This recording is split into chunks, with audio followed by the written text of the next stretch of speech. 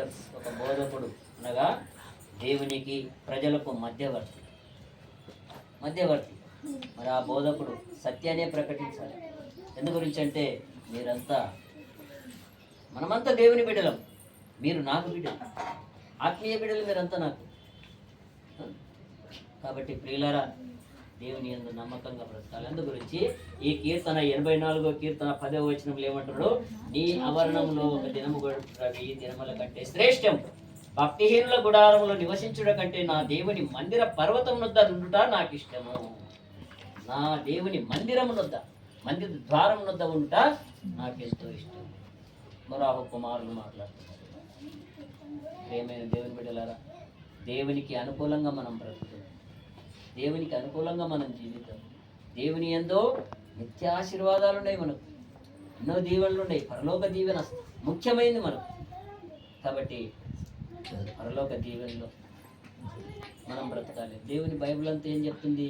సోమరిపోతులకు సోమర్తనాన్ని విడిచిపెట్టమని చెప్తుంది, బలహీనలకు బలహీనత విడిచిపెట్టమని చెప్తుంది. నీ పాపాన్ని వదులుకొని పరిశుద్ధంగా జీవించు, కష్టపడి పని చేసుకొని చెప్పి 128వ కీర్తనలో చెప్తుంది. నిశ్చయముగా నీ చేతుల కష్టార్జితం అనుభవించదవు, నీకు మేలు కలుగు. నీ కష్టపడితే నీ చేతుల కష్టార్జితం అనుభవించు. మరి కొన్ని మనం బైబిల్లో చూస్తున్నాం. ఈ నోహాము యోబు ఏం చేసిండో, తన పిల్లల్ని నిత్యం పొద్దుగా లేపించి వాళ్ళకి ప్రార్థన చేపించి దహన బలులు అర్పించి, దేవుని దృష్టిలో పిల్లలు పాపం చేసినారు. మన కుటుంబాన్ని మనం పరీక్షించుకోవాలి.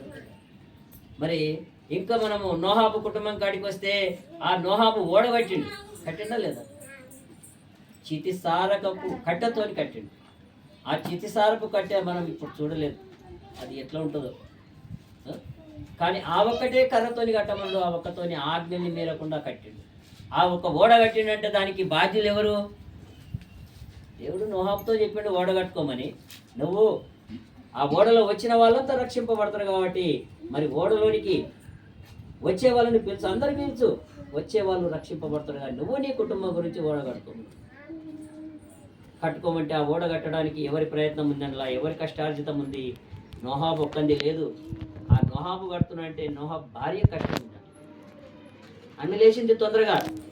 నోహాబు లేవకముందే ఆమె లేచి కోడళ్ళని కొడుకుల్ని లేపి వారి పనులు పూర్తి చేసుకోవడానికి ఎవరెవరి బాధ్యతలు వాళ్ళకి అప్పచెప్పింది. మరి ఆమె బాధ్యత ఆమె నెరవేర్చింది. మరి నెరవేర్చిందంటే అక్కడ నోహాబు భార్య కష్టం మనం చూస్తున్నాం. కాబట్టి ఆ నోహాబు ఓడగట్టింది. కుటుంబం కూడా ఓడ మాదిరిగా కట్టబడాలంటే, విశ్వాసంలో కట్టబడాలంటే నీ ప్రవర్తన చాలా ముఖ్యం.